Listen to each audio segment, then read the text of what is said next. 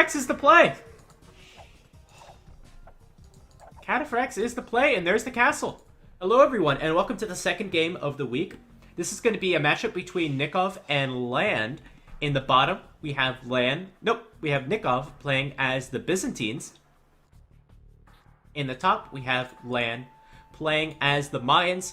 Really love this matchup. I've seen Byzantines and Mayans quite a few times. Mayans are like that S-tier civilization. Really great civilization on a lot of maps. And how can you argue with their bonuses?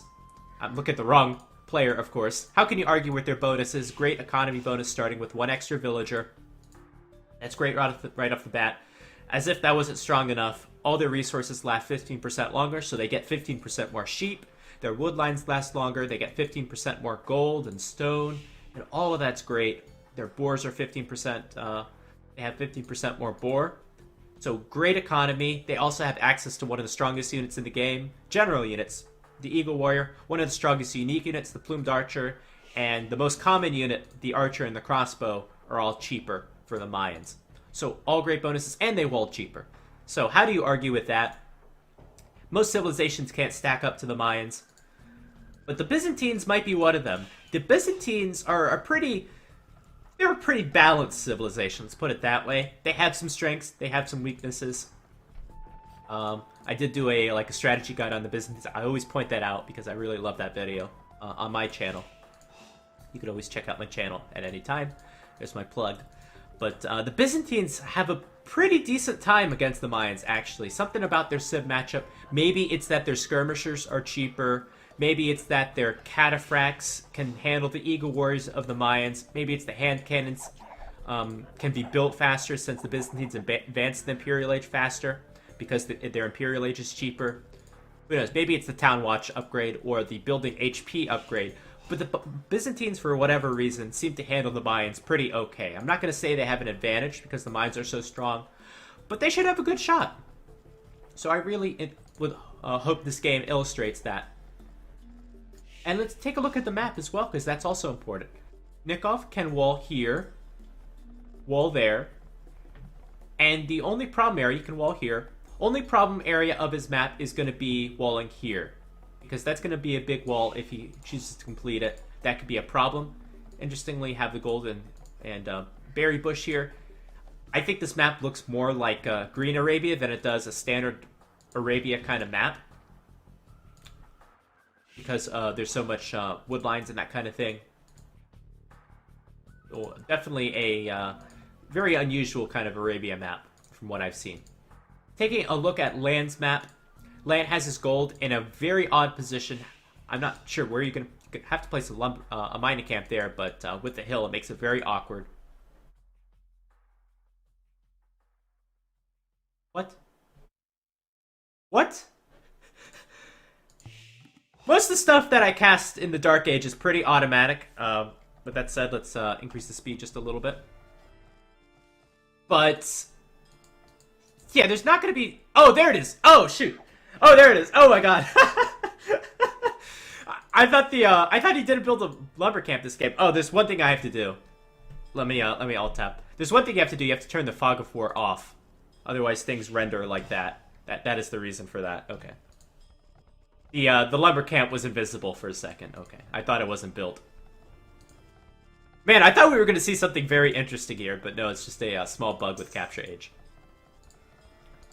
Alright, here comes the barracks for Land. Looks like we're going to see a Dark Age rush or a Men-at-Arms rush. Time? Where's the time? Okay, so this is going to be a Men-at-Arms rush, probably. Nikov going to go for a fast feudal, and he is going to go for the patented, one of my favorite strategies in all of Age of Empires, is the Byzantines forward. It is incredible. Unfortunately, we don't see a lot of forwards anymore in Age of Empires. Due to the way the meta has shifted, it's favored Men-at-Arms. Men-at-Arms and Towers. Which counters the strategy pretty heavily. But this is going to be good. Nikov is going to go for the Byzantine forward. If you like forwards, by the way, watch the player Black Mamba. I have a few... I have one game on my channel. One game. With this player. But he loves to forward all the time. Even in today's meta. And this is going to be great. We're going to see 2 archery ranges. Or maybe 1. From Nikov coming up. He is up on an extremely early time, 19 pop. I never forward off that time, but times have changed. I'm going to build that archery range right away. And he's going to build skirmishers. And the great thing about a forward is you're able to pressure your opponent, and the best way to counter a forward is usually with skirmishers of your own. Byzantines, of course, get cheaper skirmishers and spearmen. The other best way to counter a forward is with men-at-arms. And that men-at-arms upgrade is not in quite yet, but here it comes. And this is high stakes, man. This can go either way, and it's going to go either way in a hurry. And so far, 5 villagers versus 4 villagers. This is not going to be a win for Nikov. I would abandon that tower. Let's see if it gets up. Going up pretty fast, actually. And I would have abandoned that tower. You're going to lose a villager for it. Here we go. Well, the tower is up. Some of these villagers are pretty weak. I don't think that was worth it, to be quite honest. I thought I should have abandoned that one.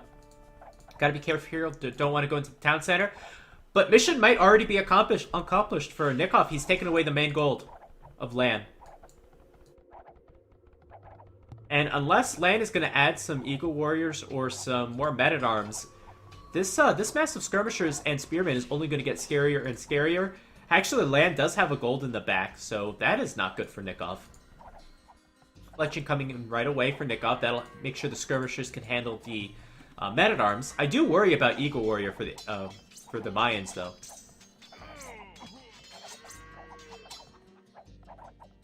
And that's an okay fight for either player. No more men-at-arms for Lan. What is Lan doing right now? Where's his resources going into? He built the 2 mining camps. I assume that's it. Whereas Nikov is only building his first mining camp now. Gonna build some farms in the back. Maybe this tower threatens a few of them. And no berries for Lan. That's also important. So that tower did deny the berries, at least temporarily.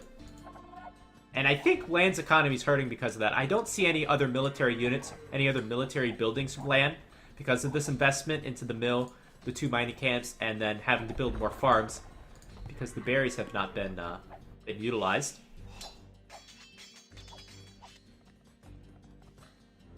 And Nikov is actually going to mine that gold.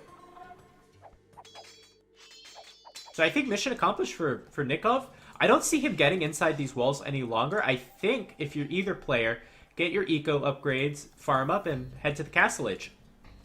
And Nikov is going to mine a little bit of stone, because I'm sure he wants a tower on this gold. These villagers are very weak.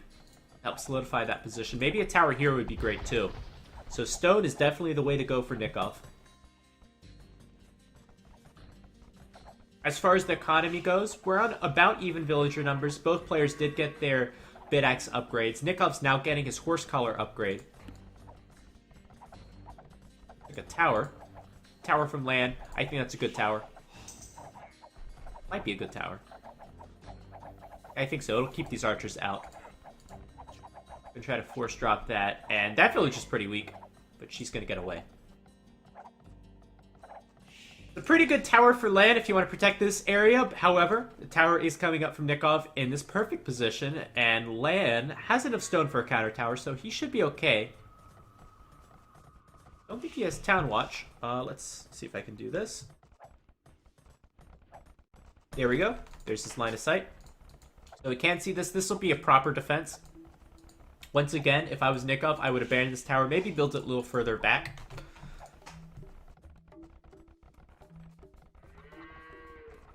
But so far, Nikov has played this game exactly like you'd like to play it. This is the problem, however. The mines are so strong. In part because of the access to this Eagle Warrior upgrade. I think Eagles should destroy all trash. And look at this from Nikov. Gonna try to chop his way through. Let's go back to the Fog of War. Lan can't see this right now. What the hell? Maybe place some palisades there? I don't know. I don't know why that was visible. But yeah, gonna place the gate there. And actually, once again, I think I was wrong about these 2 towers. This tower's not great because it will go down, but it does deny the wood line temporarily. And at this point, Lan is hurting a lot for wood. So he's going to have to build another lumber camp back there.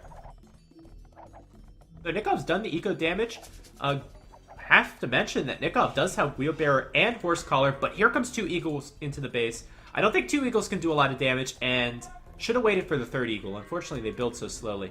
Just one more piece of palisade needed, at least in this area. So there's that palisade. Gonna have to wall here as well. And actually, the eagles are trapped in. Look at this kind of box that Nikov has created. What a great play. Oh, man. That is huge. Nikov is in such a strong position. The Byzantines are absolutely dominating. Here comes a market. Both players are about ready to click up to the castle age. And somehow these units got in. How did that happen? And I think these spearmen might be able to poke these eagles enough to be able to do this. Yes, with Capture Age, you'll be seeing Capture Age from now on, as long as it remains free to use. Both players going into the Castle Age. Finally, Horse Collar for land. And this game, of course, is nowhere close to being over. Lan actually having the score lead. Lions are so strong. Because this whole time, remember, Lan has been benefiting from 2 eco bonuses. Having that extra villager early on, and then all the resources lasting longer. Whereas Nikov has benefited from 0 eco bonuses. So, eco bonuses are king in 1 versus 1 Arabia. And this is kind of interesting. We all know Lan is going to keep going Eagles because it's worked out so pretty well for him. Question is, does Nikov keep going with this army composition? The skirmishers make no sense. So got to discontinue those. And why would you go spearmen against Eagles? And against a civilization that can't make knights? So that makes no sense. So what is Nikov going to do? Shit, man, he's going to go for cataphracts. Oh my gosh. I don't know if that was intentional. Sometimes you take too much stone if you're mining stone already, but cataphracts is the play. Cataphracts is the play, and there's the castle. And what was the weakness of Nikov's map? Remember, it was this area, and that castle is going to go in this area. This could be stonewalled later on. But yeah, cataphracts, and if Lan wants to transition to... Well, it looks like he might transition to plumed archers. That would be strong against cataphracts. But as of this moment, Nikov is 1 step ahead. That's okay, you can lose those spearmen. Not a big deal. Here comes a few cataphracts. Yeah, cataphract hype. We don't see this often. This is very rare. It's very rare to see cataphracts in 1 versus 1 Arabia. And even rarer to see them be effective. But this might be a situation where they're effective.